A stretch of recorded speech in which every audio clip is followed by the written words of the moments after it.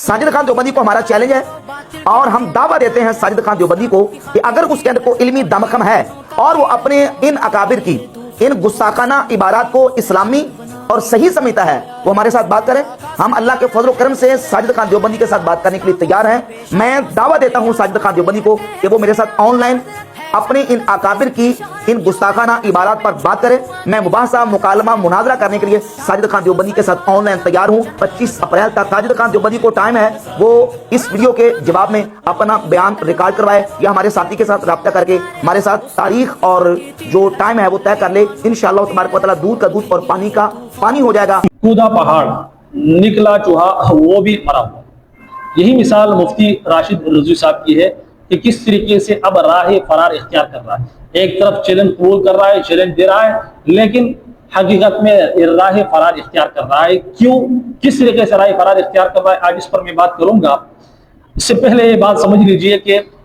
مفتی راشد رضوی صاحب جس کا تعلق اعلیٰ حضرت کے پیروکاروں میں سے ہے, اور اعلیٰ حضرت ظاہر سی بات ہے کہ ان کی جو تعلیمات ہے سب کے سامنے ہے. آج ان کی جو پیروکار ہے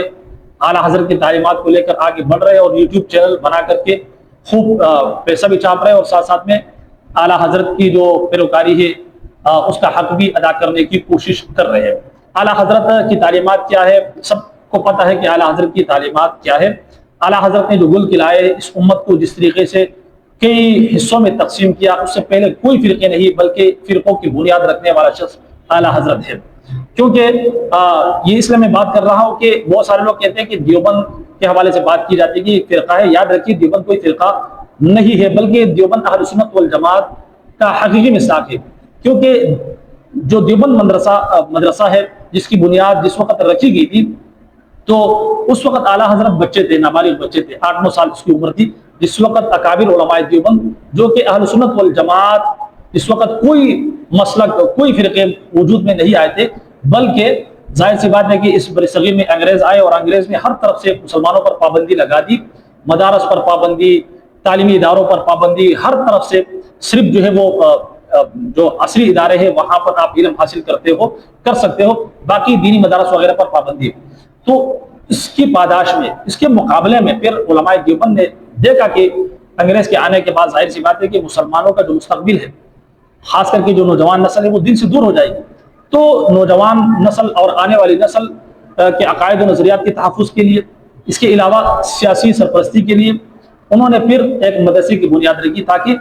یہ جو مسلمان ہے آنے والی نسل ہے تاکہ ان کی عقائد و نظریات کا تحفظ کیا جا سکے. یہ اس وقت کی بات ہے کہ جب اعلیٰ حضرت نابالغ بچے تھے, اس وقت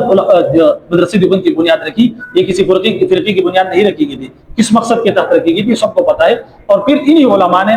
ظاہر سی بات ہے کہ انگریز کے خلاف جنگ آزادی بھی لڑی, تحریک ریشمی رومال, اور سب دنیا کے سامنے ہے, تاریخ کا حصہ ہے. بہرحال جب پھر اعلیٰ حضرت بڑے ہو گئے, انہوں نے پھر دیکھا تو انگریز نے کچھ لوگوں کو تیار کیا جو علماء انگریز کے آنکھوں میں کٹک رہے تھے, ان کے خلاف کچھ لوگوں کو تیار کیا جنہوں نے پھر ان کے اوپر فتوے لگائے کہ جناب والا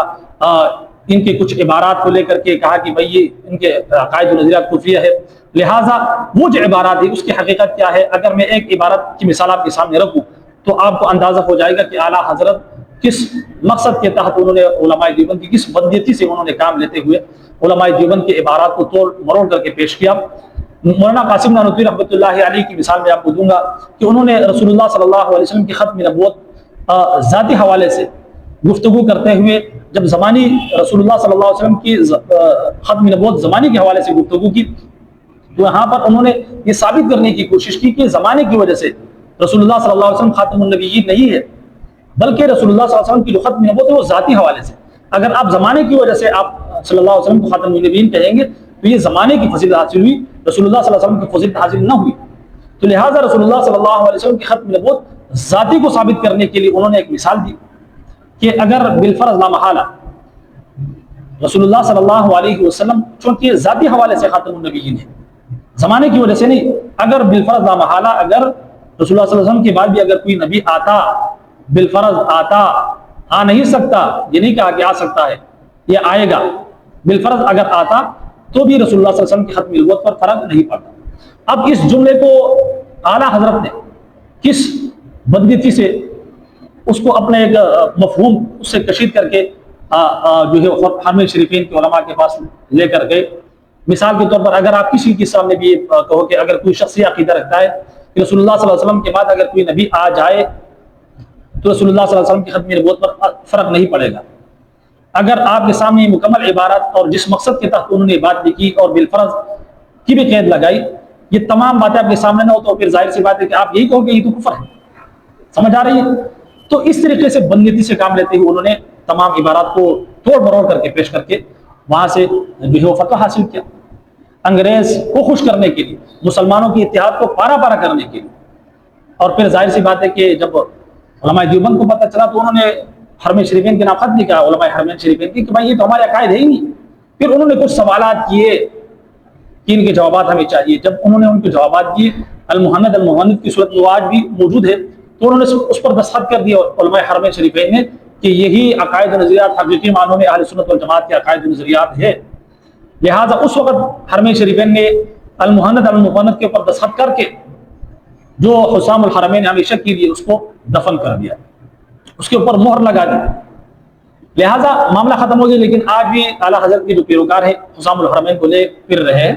سوشل میڈیا پر ڈالر کمانے کے لیے، وہ آج بھی کروڑوں مسلمانوں کی تکفیر کر رہے ہیں. ان حالات کو دیکھتے ہوئے مولانا ساجد خان نقشبندی صاحب نے ان کو دعوت حق دی، دعوت مکالمت دی. جتنے بھی اعلیٰ حضرت کے پیروکار ہیں جو منجد بیچ رہے سوشل میڈیا پر،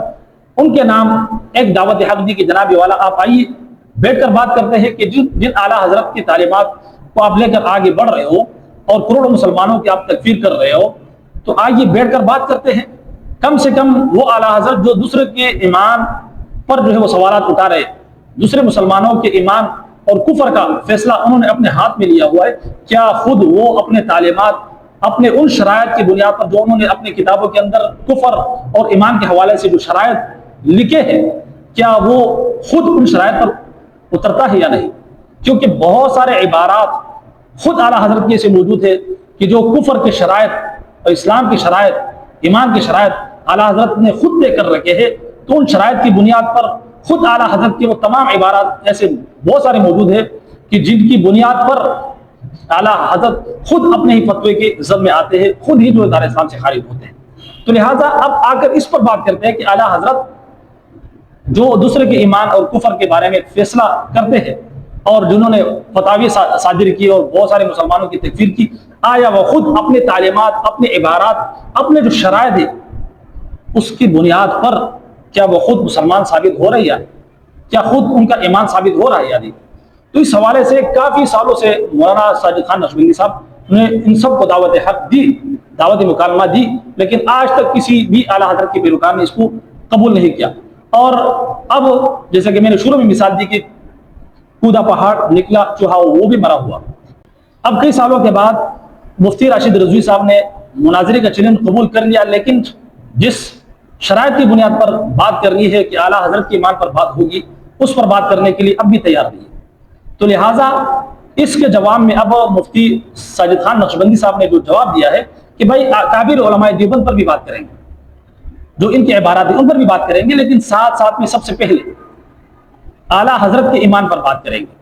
انہوں نے یہ کہا ہے، چیلنج دیا ہے کہ 10 منٹ میں ثابت کروں گا کہ اعلیٰ حضرت اپنے شرائط کی بنیاد پر، اپنے ہی عبارات کی وجہ سے خود جو ہے وہ ایمان سے نکل پائے. تو بہرحال اب چاہیے اعلیٰ حضرت کے جتنے بھی پیروکار ہیں وہ سامنے آ کر بیٹھ جائے، مولانا ساجد خان نقشبندی کے سامنے بیٹھ جائے اور اعلیٰ حضرت کے ایمان پر پہلے بات کریں اور پھر اکابر علماء دیوبند جس پر لاکھوں جو ہے میں سمجھتا ہوں کہ مناظرے ہو چکے، کتابیں بھی لکھی جا چکی ہے. لہٰذا اب وقت ہوا چاہتا ہے کہ اعلیٰ حضرت کو بھی تولا جائے کہ اعلیٰ حضرت کیا اپنے ہی شرائط جو انہوں نے طے کر رکھے ہیں اس کے اوپر اتر رہا ہے یا نہیں، کیا ان کے اپنے ایمان ثابت ہو رہا ہے یا اپنی شرائط کی بنیاد پر وہ دار اسلام سے خارج ہو رہا ہے. لہٰذا اس حوالے سے اب اعلیٰ حضرت کے جو پیروکار ہیں ان کو ہمت کرنی چاہیے اور مولانا ساجد خان نقشبندی کے سامنے بیٹھنا چاہیے. اگر نہیں بیٹھتے، اس موضوع پر بات نہیں کرتے، تو صاف سی بات ہے کہ رائے فرار آپ اختیار کر رہے ہو. لہٰذا چاہے وہ جلالی صاحب ہے، چاہے وہ رضوی صاحب ہے، چاہے وہ حنیف قریشی صاحب ہے، کوئی بھی ہے، لہٰذا وہ آ کر بیٹھ کر جو کئی سالوں سے ساجد خان نقشبندی صاحب آپ لوگوں کو دعوت حق، دعوت مکالمت دے رہے، لہٰذا آپ سامنے آ کر بیٹھ جائیے. میں سمجھتا ہوں کہ جیسے کہ ساجد خان نقشبندی صاحب نے کہا کہ یہ زہر کا پیالہ پی لیں گے، لیکن اعلیٰ حضرت کے ایمان پر یہ گفتگو کرنے کے لیے سامنے بیٹھ نہیں سکتے.